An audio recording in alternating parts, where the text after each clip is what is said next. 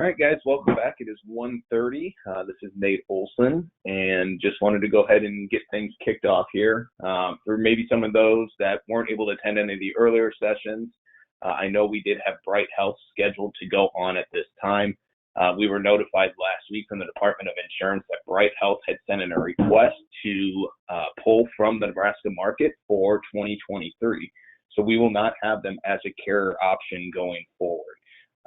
And the good thing is it doesn't affect your members right now. They're not pulling out mid-year. They are having their policy stay in force through 12/31, but that does require them to secure other coverage January 1st. So what I thought I'd do during this amount of time, I'm not going to take the whole hour, but kind of wanted to open it up for some Q&A if you guys had any for myself or my team in regards to the upcoming open enrollment or anything else that maybe hasn't been answered already. I know we still do have Ambetter to present here this afternoon at 2:30.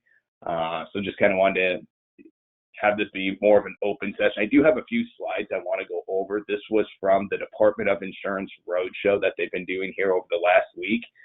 This is something they do annually where they take some of the data that they've gathered over the last year and share it with people across the state. It's open to consumers, it's open to agents, but it's something that I figured I'd share a couple of slides that I thought were pretty interesting, just based on demographics and pricing going into next year. So with that, we'll go ahead and kind of get started.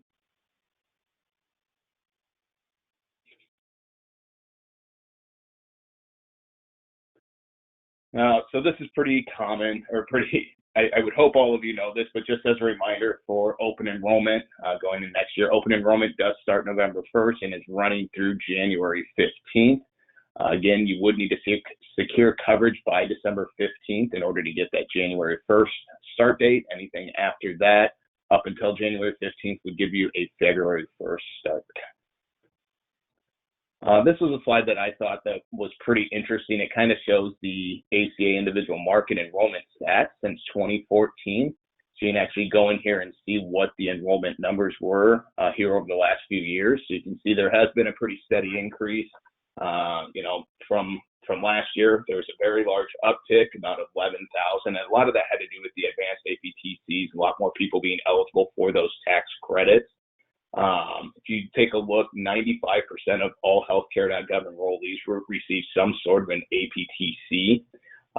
And then of that 99,000, 22% of them were eligible for those silver CSR plans with the lower copays, co-insurance, and deductibles. Here's some more enrollment data for 2022. You can actually see it breaks it down by the different levels of coverage. So you can see, of course, bronze is the #1 seller on the marketplace plans. Then you can actually drill it down even more and go into the federal poverty level percentage and see who actually has more coverage there. It even breaks it down into the age groups, rural versus non-rural. And then that last slide down at the bottom, it shows what the average premiums on the exchange were, which was $707. But after the APTC tax credits, it's about $97 on average. So again, that's looking at all ages across the board, but kind of gives you an idea of where the market's sitting at here in the state. This was something that we probably all know if you've been selling coverage since 2014 when this went into play. You can kind of see the addition and subtraction of different carriers throughout the years.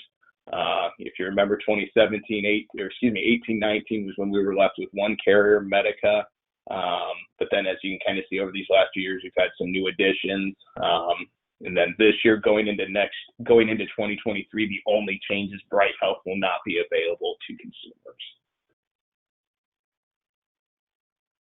This also shows the individual market premiums from 2014 to 2022. You can kind of see how much it has increased over the years. I think all of you are very well aware in talking with your consumers and just seeing prices or even looking at your own insurance that it's not getting any cheaper. So you can kind of go through and see. Let me go back here. I apologize. You can see the difference in cost over the time from 2014. So you can see the biggest difference there is that family, that 2 adults, 2 kids has gone up 142% since 2014. This talks about a little bit of the APTC tax credits, cost sharing reductions. I'm not going to go a whole lot into that. I think most of you are aware of where those come into play, how to apply for the advanced premium tax credits, and then those CSRs are for people who are in between the or who fall between that 138 and 250% of the FPL. This is going to be the 2023 APTC chart to figure out the tax credits. They do use the 2022 FPL guidelines. This is all available out on the website. And again, we can make these slides available to you as well if that's something that you're interested in. So again, for a household size of 1, that 400% FPL is $54,360. Now that is a little bit different because of the Rescue Plan Act, which we'll get into right now.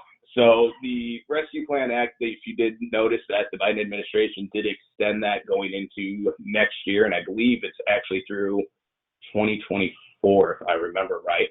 But what this allows is that people that are above that 400% FPL where it used to be cut off, they actually are still eligible for assistance. And the way that's calculated is if the coverage made available to you is more than 8.5% of your income, you would be eligible for those tax credits. So in the past, if you were right on that cusp of 401%, and it made it extremely unaffordable based on your income, you were kind of just left out in the dust. Going forward, at least the next couple of years, they will still have that additional assistance made available to them. We already kind of talked about this. We also talked about, so again, this is just showing what that APTC 400% and above looks like going in next year, and them not having to pay more than 8.5% of their income. This was the FPL cutoff using the 2023 benchmark single person example plan. So what you're kind of seeing here is in area 1, which is going to be that Omaha area. If you're at, let's just say, age 45, if you're making below 87,481 and change, you would be eligible for some sort of premium tax credits. So this is a really good benchmark when you're dealing with your consumers to kind of see if they're even eligible for any of those tax credits. Again, this is something that we'll share out with you guys.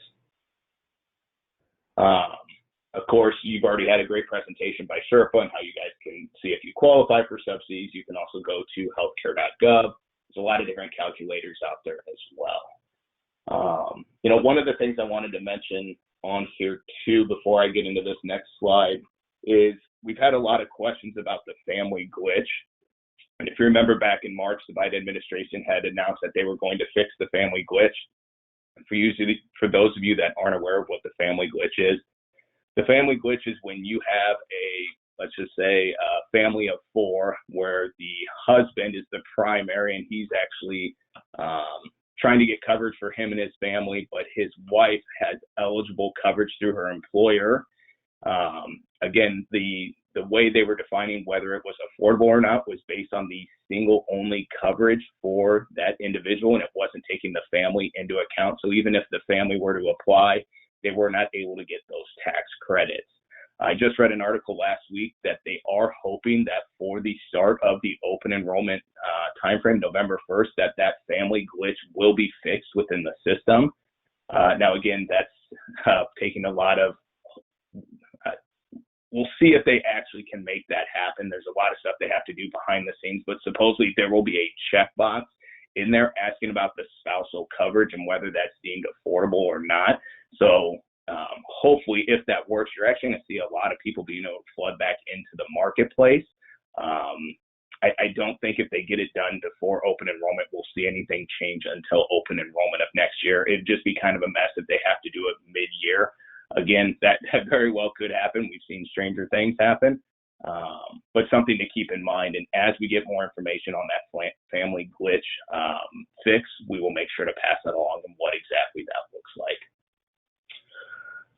So let's see, going into the benchmarks of 2022 versus 2023, these are the second lowest cost silver plans in each area.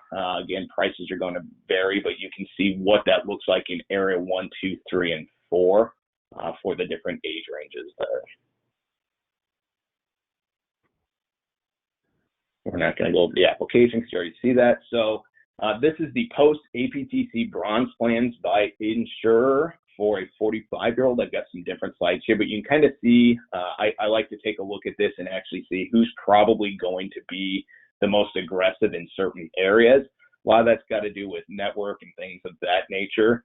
So for instance, if we look at, this is a 45-year-old in area 1, you're going to see that Medica is coming in with the lowest, whereas out in area 4, you've got Ambetter has that lower option. So it's going to give you a good guideline as to who's showing in which area and what you can kind of expect based on where your consumer lives. So again, you're going to do what's right for your client. We're not always picking the cheapest, but this is what is being based off of for those type of plans. So that was for bronze. This is going to be for silver. So in area 1, you're looking at Ambetter, and area 3, you're going to be looking at Ambetter, and area 4, also Ambetter. So that silver plan is going to look pretty attractive with Ambetter. What we'll probably see when you're looking at those mapping, as far as you're going back to Bright Health, again, when your clients, if an insurer pulls out, the Department of Insurance and CMS actually maps those people to like plans, and they're taking a few different things in consideration, network being one, pricing being the other. Kind of based on some of these slides, if they're in that silver category, you could probably be safe to assume that they're going to be mapped to that Ambetter plan. If they're on the bronze, again, looking back at that previous slide, if I go back here, you can kind of see, so back here, you could actually kind of figure out where your client is going to be mapped to as well. So, and then the last one was just your gold plans. We don't have a whole lot of gold plans on the books with a lot of the insurance companies.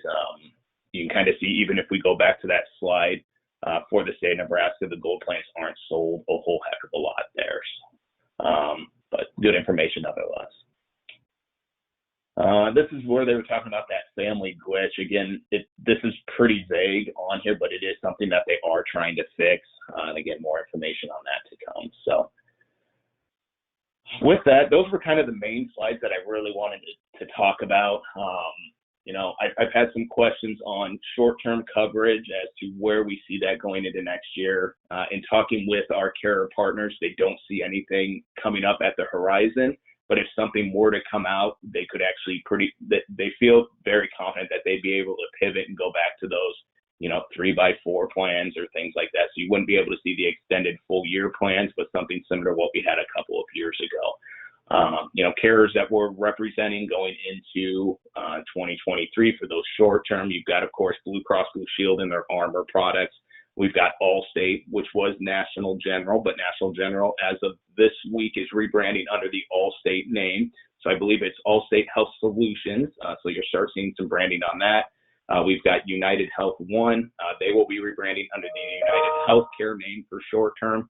And then we have Pivot Health as well. So we've been seeing a very big uptick with Pivot here as of late, just based on some of the preventative things that they have, some citizenship requirements. And I think we just sent out an email about a week ago kind of highlighting some of their differences going into next year. So let's see here. As for, commissions, bonus, each of the carriers are kind of talking about that right now. The nice thing is every carrier going into next year will be paying at that per member per month, which was something we've really been fighting for, to really make it more of a levelized playing field. It also helps with not having to split clients as much either. I know a lot of you, especially if you're writing Medica, were writing the husband and wife on 2 separate plans. It wasn't really harming the client at all by doing that, but you were able to double your commissions. So that's, a big plus going next year. Maybe that will help with ID cards and some of the billing issues that we were seeing, since they're not having to split out so many different policies at that level. Let's see, Oscar's paying that $20 per member per month. Ambetter's going to be $20 per member per month. Blue Cross, I don't think she did say it was $20 per member per month. So Medica, we're still waiting on finalized on that, but I'm being told it's probably going to be about that $18 per member per month. As far as bonus is concerned, Blues did announce theirs just in this last presentation, and we're getting some clarification as to exactly how that's calculated. As for the other carriers, they have not come out and said exactly what that is. Commissions, they do actually have to release because those are actually filed with their plans. So but the bonuses, they actually can wait a little bit. So we likely will not see those for probably another 2 to 3 weeks. Nobody really wants to be the first one to show their hand, but I think Blues showing how aggressive their bonus program is having a few of the carriers rethink what they were going to do, especially here in the Nebraska market. Another big thing that changed was, this would have been back in May, is that compensation inside and outside of open enrollment has to stay the same. So that's a big plus, that if they're paying the exact same amount, or whatever they're paying for open enrollment, they have to continue to pay throughout the rest of the year. So that is a big change there. They can't kind of pick and choose and not pay for SEPs. At the same token, the bonus programs also have to be year-round, so that's something to take into consideration as well. Let's see, as for renewals, I know a few of the carriers talked about it. Unfortunately, some of the carriers that we're working with, the renewals has been a nightmare to try and track down. Medica, as you've seen in years past, we're able to grab that file and we'll be sending those renewals out to you. But Ambetter and Oscar, unfortunately, their technologies, they do not have the capabilities. I've been working with some of my national counterparts, and this has been a pretty big issue with them, is not being able to track down those renewals. And of course, Bright won't have any renewals, and neither will Blues, with them being their first year back into this. So the one thing I just remember to mention to you, and I think every carrier does a pretty good job when talking about renewals, is just that letter that they get is going to show a premium using last year's 2022 tax credits. You need to go in and update your client's record to actually get their premium going into 2023. Because as we're all well aware, if we see that and it's, I don't have to pay anything, well, we may need to go back in there and relook at it, because some things could change based on where they live and that benchmark silver plan. So just make sure when you have any communications with your clients that they do need to go out and reapply for their APTCs every year.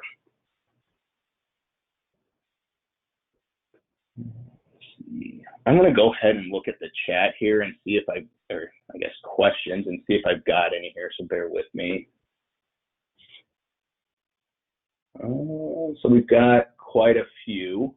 So let's just start here. Will you be sending out a list of our clients for Bright Health? Yes, that's probably something that we could take care of. I'll work with Ashley and her team to get you guys a list of your Bright clients. Of course, you can always log into your AGB portal, and you're able to see, if you go under client policies, you could actually filter by Bright Health, so you'd have all your client listings there as well. We already talked about the family glitch a little bit. I would love a copy of these slides. Yep, as mentioned, we will make sure to send these slides out. ICRA, so we got a question on ICRA. How do you see ICRA helping to fill the gaps in the Nebraska market in 2023? That's a good question. We get asked all the time about ICRA, and unfortunately, I think, at least from our agent base, I've maybe only seen one actually come to fruition. I think after looking at it and some of the headaches, and we just don't see a big presence here yet, and I don't know exactly when that will shift. I know, like, when you look at like the coast, they're starting to gain some popularity. We're just not seeing it here yet. I know we partnered with Base out of Des Moines, who does some of the behind the scenes ICRA paperwork and setup. So if that is something that you're interested in, we can definitely get that out to you. Will AOR be mapped, Bright plans to whomever? So yes, that's a great question, Tony. If you are the agent of record on the Bright plan, when they are mapped over to the new one, that broker of record will transition with that plan. So if they're mapped to Blues, Medica, Ambetter, whomever that is, you would remain as the agent of record. By area, do you mean the same areas used on the Blue Cross Blue Shield map, area 1, 2, 3, and 4? So yes, I should have clarified that a little bit more. Area 1 is going to be your Omaha, area 2, Lincoln, 3 is that central Nebraska, and then 4 is going to be west and north. Medica bonus, we don't have that right now going into next year. Do all 4 companies have their individual required certification courses? So none of the carriers actually have required certification that you have to take. You do need to be, of course, FFM certified, but they do not have required training like you see on the Medicare side. Will we get all the slides from the beginning of the day? Yes, we will make these available. Plus, we are recording this, so we'll be able to send it out. Are Oscar and Ambetter hitting their numbers? I get concerned about it in and out of market issues. Also, do the networks for Ambetter and Oscar look adequate? That's a power punch one. Let's see. From my talks with leadership at Ambetter and Oscar, they are hitting their numbers. They feel very confident. They are actually making money in the state of Nebraska, but I also did hear that from Bright. Unfortunately, we see that not to be true. It's definitely something we want to keep a close eye on. With Ambetter, they are the largest individual carrier on the ACA nationwide. So, feel pretty comfortable there. Oscar, of course, is newer. They're not jumping into a whole lot of states like we saw with Bright over the last couple of years. You saw Bright do this massive expansion. I just don't think that they had the infrastructure set up to do that. And that's, in March when they kind of rebounded and were laying off a bunch of their staff, that was kind of when everything started to really hit the fan. And that's why we've been kind of keeping a close eye on it with the Department of Insurance, and ultimately found out the news we did last week. As far as network is concerned with both of them, Oscar is using they're using Midland's Choice as their rental network. Ambetter is building theirs out on their own. I would always caution, make sure that you're searching to see if your provider's in network. I know that was a big issue last year with them being new to the market. Their provider searches weren't really up to date. Stuff wasn't showing, and we were kind of having to go by, their word of mouth. I can tell you that both of them have put a serious effort into their provider searches, so I would continue to look at those if you're in areas where you may want to verify if certain people are in network.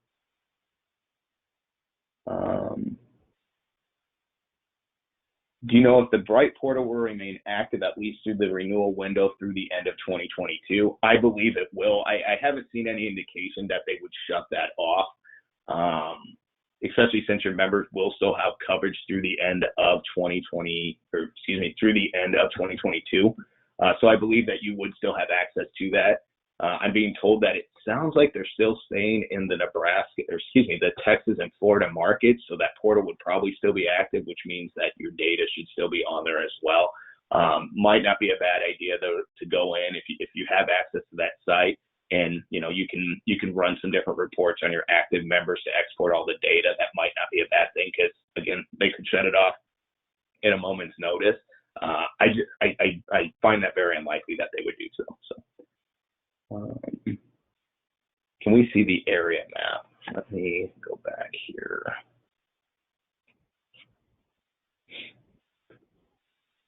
I apologize if I sound super nasally. I'm sure I do. I'm fighting a bit of a cold here from this weekend, so I apologize.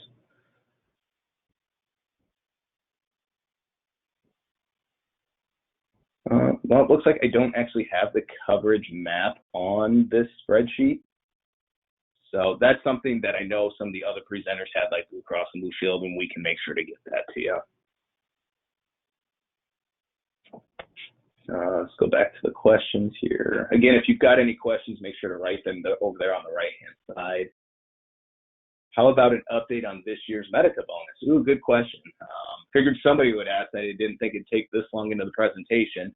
So we had been working very diligently with Medica on making sure that that bonus was paid out and paid out accurately. I am happy to say we did get a deposit last Friday, and I'm still digging through the details to see who qualified for what and verifying that it is the right amount. So, if there's certain people in there I could talk to you, Tom, if you want to have a chat offline, we can definitely do so. Todd Barron, I'm not hungover. I wish I could blame it on that, but something kicked my butt this weekend and it wasn't booze. So let's see. Could you please let me know which networks plans with Medica, Blues, Oscar, and Ambetter have both St. Elizabeth and Bryan LGH included? In some way, shape, or form, yes, but you've got different networks and different providers that come into play in those areas. I don't have everything in front of me, but you would have to take a look like Medica, they've got their insurer plan, and then they've got their NHN plan, and then they've got their CHI plan. So in some way, shape, or form, yes, each carrier will have them covered. It just depends on the network. So something that you're going to have to double check. That in some cases, they won't have both, but they'll have one or the other.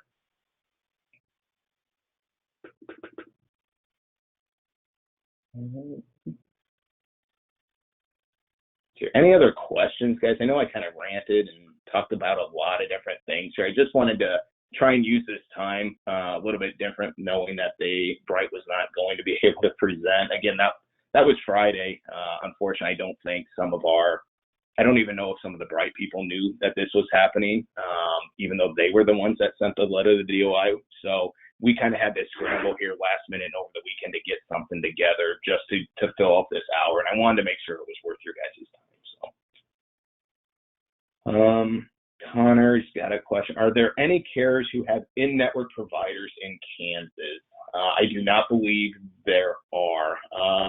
Actually, I take that back. I believe Ambetter does because they have plans available down there. Let us get back to you on that one. I believe as long as they had, I believe it's them and Oscar, if they have plan coverage options in that area, then you can seek coverage in there as though it's in network, but they do require you to call in prior to seeking the services unless it's an emergency related service.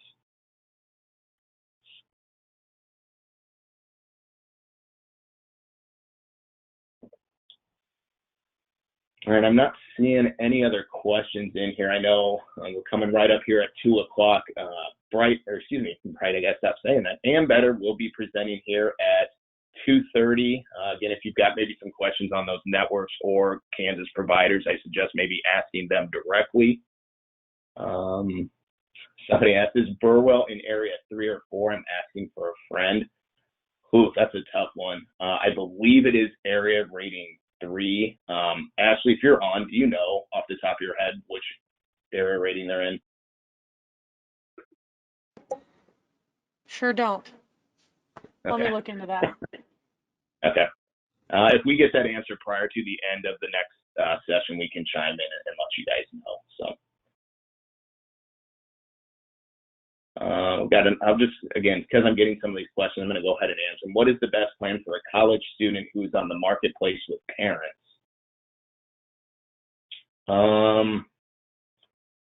Boy, that's a good question.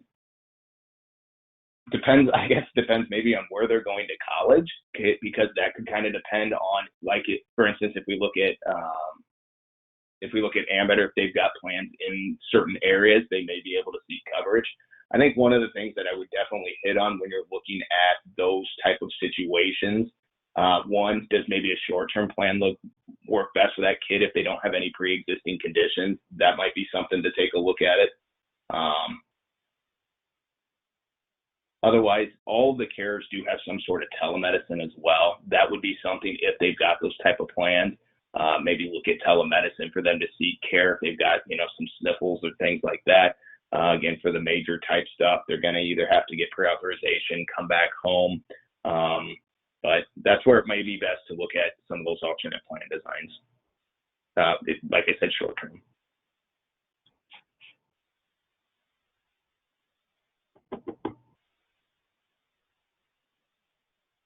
All right, I think that is it, guys. I'm going to let you guys go for the day. Again, stick around for our last presentation. I know it's been a long day. You've got one left, the light at the end of the tunnel. Hopefully you guys have found this valuable. I know we had a little bit of hiccup at the beginning, and again, we apologize for that. Myself, my team, Ashley, Allie, Stephanie, Brittany, we will all be around if you guys have any additional questions. Again, enjoy the rest of the day, and I will talk with you all soon.